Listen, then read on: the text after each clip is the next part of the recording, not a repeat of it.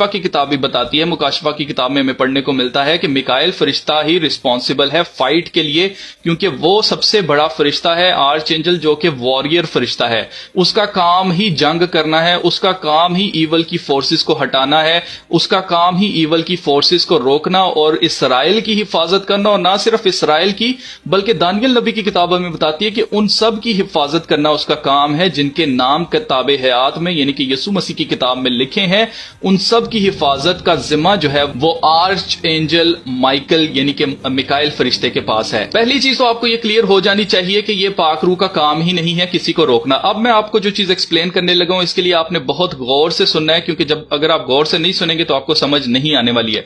Daniel नबी की किताब उसका 10वां बाब, 11वां बाब और 12वां बाब आपने जरूर पढ़ना है, आपको सब कुछ क्लियर हो जाएगा। 10वें बाब के अंदर हम देखें तो वहां पर हमें पढ़ने को मिलता है कि दानियल नबी जो है वो खुदा से आखिर वक्त में क्या होने वाला है उसकी विजडम मांग रहे थे। और जब उन्होंने दुआ की तो 3 हफ्ते तक उन्होंने रोजा रखा और 24वें दिन उनके पास एक शख्स आता है जो कि आदम जात की तरह दिखाई देता है, लेकिन उसकी सारी कैरेक्टरिस्टिक्स की, उसकी आंखें कैसी थी, उसके पांव कैसे थे, ये सारा कुछ दानियल नबी ने वहां पर मेंशन किया है। और वो शख्स जो है वो दानियल नबी के पास आता है और उनको बताता है कि जिस दिन तूने दुआ की थी उसी दिन तेरे लिए मैं निकल गया था वहां से, लेकिन फारस का जो बादशाह है, जो फारस का बादशाह है, उसने मुझे डिटेन, जो वर्ड यूज हुआ है दानियल नबी की किताब में वो यूज हुआ है डिटेन, यानी कि उसको वहां पर कैद कर लिया गया था। अब फारस का बादशाह ये नहीं है कि फारस के नीचे यहां पे कोई बादशाह था।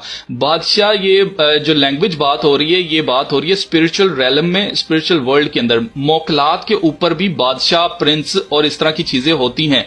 तो फारस का जो बादशाह है जिसने उसको रोक रखा था, वो मोकलात के ऊपर आप कह सकते हैं कि एक बहुत बड़ा मोकल आप उसको कह लीजिए कि जिसने उसको डिटेन कर लिया था, उसको वहां पर कैद करके रख लिया था। और वहां पर वो शख्स कहता है कि फिर मिकाइल फरिश्ता मेरी मदद के लिए आया और मैं तेरे पास आया हूं। 21 दिन तक वो शख्स जो कि दानियल नबी के पास आता है उसको फारस के बादशाह ने उसको कैद करके रखा हुआ था। और मिकाइल जो है वहां पर आते हैं, फाइट करते हैं और वहां पर से उनको रिहा कराया जाता है। तो अगर आपको नजर आ रहा हो यहां पर तो ये फारस का बादशाह क्या चीज है, इससे बड़ा जो है वो इबलीस है। और हमें मुकाशफा की किताब में नजर आता है कि इबलीस और उसके फरिश्तों को जमीन पर फेंकने वाला भी मिकाइल था, खुदा की तरफ से लड़ने वाला मिकाइल और उसकी फौजें थी। अब जो चीज बड़ी इंपॉर्टेंट है जिसके लिए मैं काफी एक्साइटेड हूं आपको बताने के लिए, वो ये है कि जैसे मैंने आपसे कहा था कि कलीसिया जमीन पर ही होगी और इनकी हिफाजत का जिम्मा खुदा खुद लेगा।